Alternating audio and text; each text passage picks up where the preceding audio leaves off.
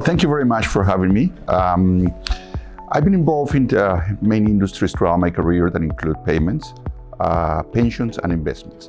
And throughout those, I have seen and been monitoring a number of trends that continue to be quite relevant. Some of those I even experienced myself. One has to do with mobility. Mobility is about a number of things, but I define it as a number of us who have migrated to another country. I'm a double immigrant coming from Latin America to the US and then from the US to Canada, where I currently reside. Being an immigrant immediately creates a challenge about financial education and financial inclusion. No matter where you are in the pyramid, every time you arrive to a new country, it starts all over again. That is a trend that I continue to see. Immigration continues to happen. A number of countries need immigration. We need to support it in many ways in order to grow and to be competitive.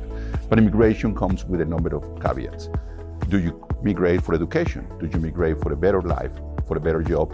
But when you migrate, you also have your family back at home or relatives that you continue to support. That's another element of trend, which is how do you move not only yourself, but money for the future, money in motion, money to move around and continue supporting. Another element that I see quite well reflecting is the fact that as you relocate yourself to a new places, then you start realizing that you have to spread your limited or large assets in different areas, in different countries, in different financial institutions, in different locations. This is something that I've been looking quite heavily about how open banking can definitely help for that, because it's bringing together. I currently have 4 retirement accounts, different countries, different institutions. Could you imagine the day that I retire? It's a nightmare. Now, I'm lucky to have the 4. What if you don't have it? That is quite important. Could you start all over again when you come to a new place? That is interesting. So I've been also looking, could companies respond to that? So one element is, could we reduce the cost? Moving money is expensive. Remittances are expensive. Relocation of sending your money in order to support is expensive. Number 2, could we remove the barriers? It's a lot of limitations. Where do you take them to?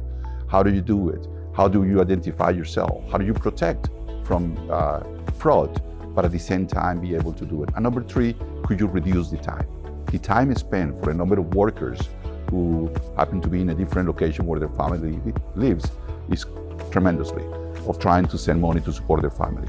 So if we could focus on reduce the cost, remove the barrier, and reduce the time or eliminate the time that it takes, then we'll be supporting some of the trends that we're looking at.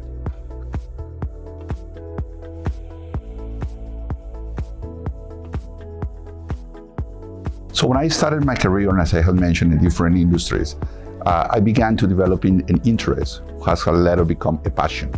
And I'm using that passion in order to create solutions and support them around. My passion is in 3 areas. I mentioned before, financial education. I believe that we all are limited in what we know, but also how do we understand where things are coming. Financial inclusion, the ability to have access to the right products, the right services, and to support it all. And within that, could we develop a model, could we develop a solution that is innovative and disruptive? So within those 3 things, that's the passion that I've been following throughout the years, and the one that I'm focusing right now.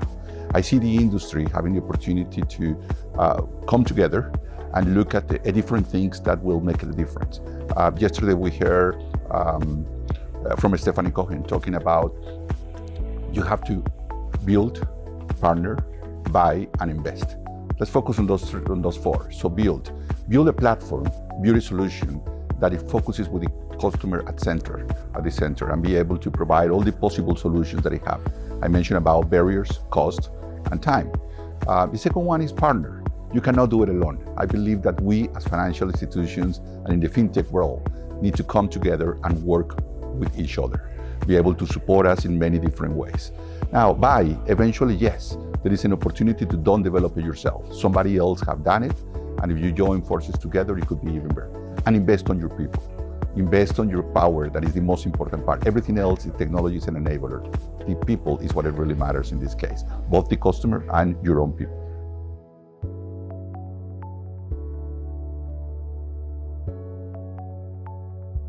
I will say that In the US, and in North America in general, we're in a comfort zone.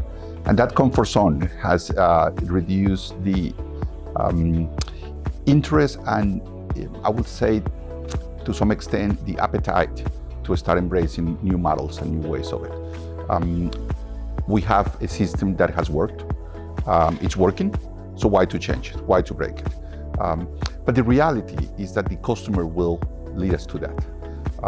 So not only we will follow, because we're 5 years behind, but the customer is going to be demanding.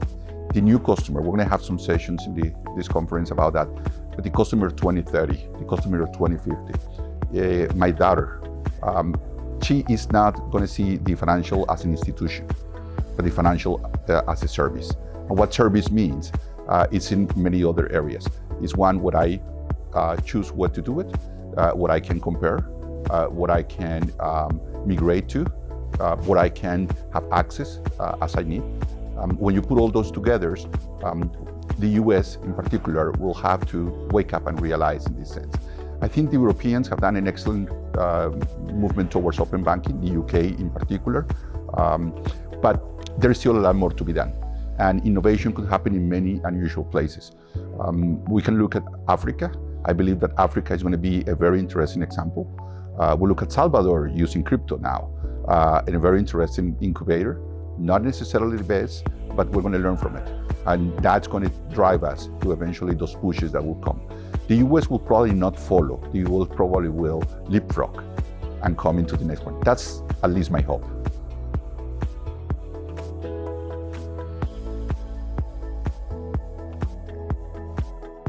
Well, strategic choices. I mentioned about build, partner, buy, and invest. But let's also look at how we can leverage technology. The technology continues to grow exponentially. There continues to be a fantastic evolution of what can be done and what it's about to come. We need to make the choices of not closing ourselves to platforms or to solutions that are working today, because it will happen the same thing that we just spoke about North America and the open banking, but rather to be flexible, to be open to adopt, refresh, recalibrate as necessary. The choice of people is going to be very interesting. We are all facing at this moment what is called the Great Resignation. People are leaving jobs because they are beginning to focus on their lives more. Companies that have a purpose are going to be fantastic on it. We could do well by doing good. And that will be a very important element that we need to focus on it.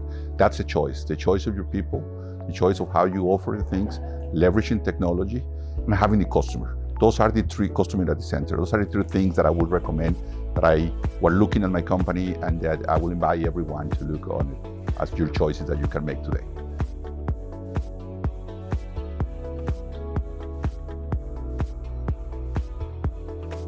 There's one that I've been looking at it, and it's what I describe as money in motion as well, but to a different kind of demographic. So a number of what we're facing is the baby boomers retiring around the world, especially in North America, where could be the largest mobility of funds from investments, passive investments, or active but investments nevertheless, into an spending. And what that means, how do you facilitate that? So let me explain. Usually any baby boomer will have plus minus $500,000 to whether it's real estate or a combination of it, and some funds, mutual funds, and so on. What happens now is that will go into the flow system as soon as you start retiring. You have to pay, you have to live. We all live longer. We live about 20 years longer than it used to be in average. Number two, health continues to be very expensive, and that doesn't seem to be a solution for that. Not even what we're facing now in the last 18 months. Number third, you cannot afford to remain in those cities that you were. So you will have to relocate to another city. How can you take those and have a good financial future? No one is really prepared for that. So I see that financial institutions could look at the trend and then align to provide solutions that are more geared towards that. Let me give you an example that is very close to me. turned out to my parents one day and I said, why do you still have 4 cable boxes? Well, why not? You have your own rooms, you have your cable boxes. Well, we don't live there anymore. And the cable company is going to call and say, you don't only need 1 box. You're paying for 4. So just like that, there are many, many examples. Your subscriptions, they don't travel anymore, but they probably have a travel card still with access to the lounge. Doesn't really need anymore. So we have to recalibrate and offer different solutions. But there is not the interest of financial institutions to do that at the moment. So we'll have to figure out. That's a trend that I would like to focus on it and make it more visible because they need to live longer and there is not enough resources.